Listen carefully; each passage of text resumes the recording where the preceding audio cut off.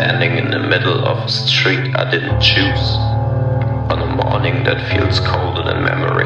It's a cliché, but clichés exist for a reason. This is where you found clarity, or maybe it found you. Like the way frost clings to glass just before the heat chases it away. You wait for a moment that never comes, feet frozen on the pavement, wondering if movement would make you warmer, or if stillness is where the answers live. And it hits you, like it always does. The mirrors don't lie, but they don't tell the truth either. Every reflection is just another version of you that you're too scared to meet. I've always been better at measuring feelings than counting seconds, better at finding reasons to stay broken than convincing myself I could be whole. But losing convenience isn't losing freedom, and losing you wasn't supposed to feel like both. Power isn't evil, but sometimes it's mistaken for freedom, like a party with nothing to celebrate, dancing in a room where the music is deafening, but you still feel the silence. We build kingdoms we don't believe in, with castles on sinking foundations and kings too tired to wear their crowns. Maybe that's why we suffer, not because we want to, but because we don't know what else to do. So I run, jump fences, find back alleys that lead to places I don't belong. And somehow that feels like home, because evil isn't a person, it's a choice. And some days I forget that it isn't mine to make. They told me wolves wear sheep's clothing to blend in, but I think they just wanted to stay warm. I think maybe I do too. You said to live is to fight your enemies, but what if my enemy is just a version of me that you couldn't love? What if breaking free means shattering something I've spent my whole life building? I told you once, if you don't like the road I'm on, you don't have to follow me. You said, to be unique doesn't mean you have to be alone. Real strength isn't in walls you build, it's in letting them fall and trusting someone to see you in the rubble. You provoke me, and when I react, you wear victimhood like a badge, like a trophy you didn't earn. But I'm tired of fighting battles that only make the scars deeper. They say freedom isn't free, but what if liberty is just believing that the cage isn't locked? What if the hardest losses are the ones you never even knew you had? We get stuck in this loop, love me or leave me, or die trying to understand me. But love doesn't ask for identity, it gives it back. And if there's a place where I can be me, in my rawest, purest form, and still love myself as much as I try to love you, I hope I find it, because I think I deserve that peace, and maybe you do too.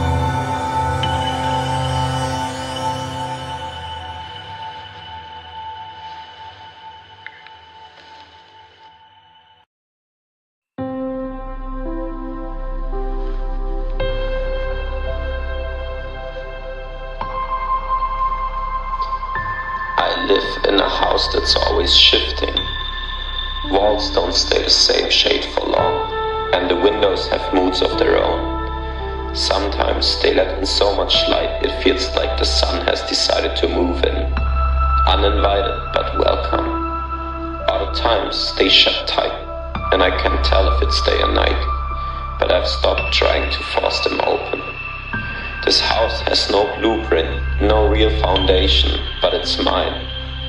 I've stopped asking for it to be anything else.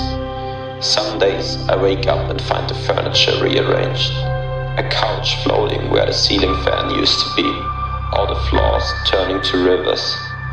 I used to fight it, try to hold the walls in place with duct tape and denial, but I learned this house was never meant to be still. It breathes like I breathe, moves like I move. The first time I stopped fighting, I thought I would drown. But the rivers carried me somewhere I couldn't have walked to on my own. Somewhere new, somewhere terrifying, somewhere beautiful. There are rooms in this house I didn't even know existed until recently.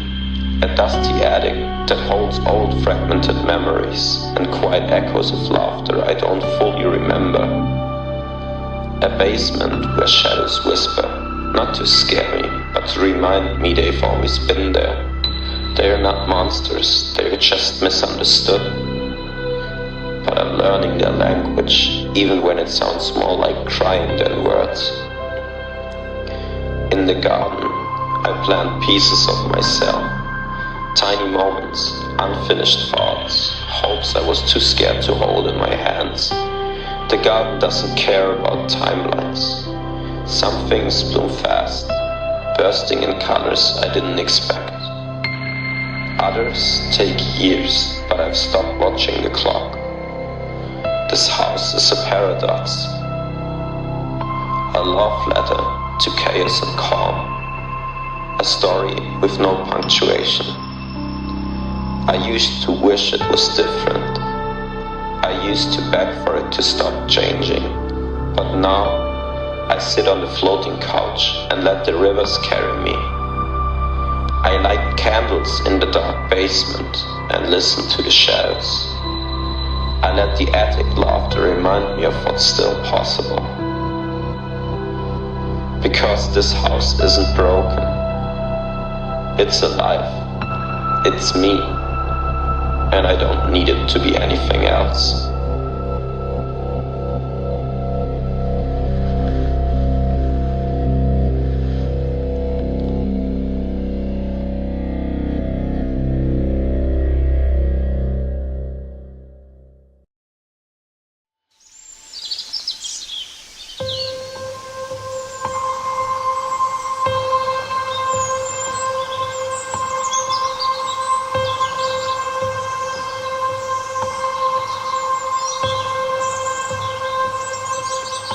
I still think about the way I let it end. Not because I want it to be different, but because I wish I had the guts to let it fall apart in plain sight. Instead, I wrapped us in silence, like ivy creeping over a stone, smothering everything we built, until it couldn't hold the weight of what I was too afraid to say. I told myself you would just get it, when the air got too thin, when every breath felt like a battle. You didn't even know you were losing. But I never gave you the dignity of goodbye. I didn't let you fight for us. Didn't give you the chance to try and hold the frayed edges of what we used to be. I just let the distance stretch, watched the space snap, watched you fall, and told myself, this is easier if I pretend it's already over. But I know you waited in that silence, like it could somehow still hold answers, like it was anything other than my covered eyes, trying to convince itself it was mercy. The truth? I'd already made peace with leaving. The love we had felt like a sinking ship, and I couldn't patch the holes without going under myself. Every excuse felt like betrayal. Every truth was just another knife twisting deeper into something that was already bleeding out. I don't regret letting go. I don't regret choosing myself. But I hate the way I left you. Standing in the wreckage, looking for meaning in the storm, wondering if it was all your fault. It wasn't. It was never you. It was never about you not being enough. It was me, too scared, too selfish, too weak, to let the truth sit between us without burning everything down.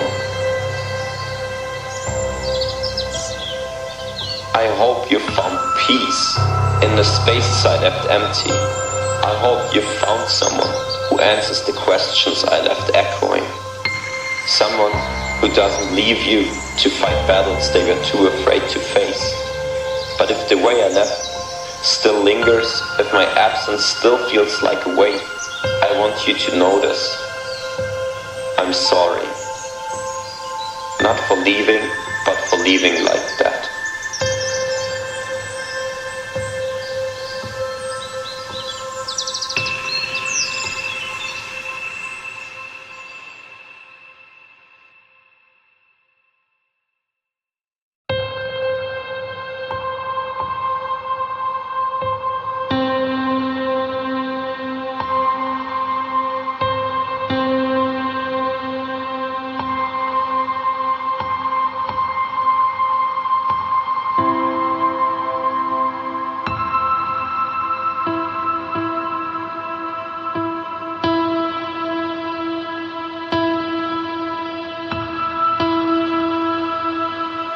I tried to stitch my lips with silence, but the words bled through anyway. I told myself it wasn't lying, it was surviving. And maybe that's true in a way, but every time I told you I'm fine, I killed the friend you thought I was. I didn't mean to become the stranger in the mirror, a counterfeit of who you trusted. But I couldn't let you see the chaos behind my ribs, the hurricane screaming through my skull, the shadows clawing at my throat every night. I was ashamed of the cracks in my foundation, ashamed of the mess I made of myself when I lost control, ashamed of the things I did when my mind ran faster than my reason. So I built walls, painted them with pretty excuses, hid my trembling hands in a fortress of failed smiles, and then I lied. I lied because it was easier than saying, I don't know who I am anymore. I lied because I didn't want you to leave when you saw how broken I'd become. But lies are heavy, and I couldn't carry the weight of them forever. They spilled from my hands, splintered between us like shattered glass. I saw the way your eyes dimmed, heard the crack in your voice when you said, I don't even know you anymore. You were right, and I hate that you were right. I should have told you that my mind felt like a maze with no exit, that I was drowning in my own silence, that I hated myself for being weak, and hated myself even more for the things I couldn't undo. I'm sorry, not just for lying, but for not trusting you to catch me when I fell into myself. You deserved the truth, but all I gave you were fragments of a person I was too scared to show. If I could, I would rip every lie from the air, catch them before they reached you, and replace them with the words I didn't know how to say. I'm not okay, but I want to be. And I need you to see me, not the mask, not the lies, just me, the broken, unfiltered me. But I cannot rewrite what's already been said. All I can do is ask, can you forgive me and find your friend again?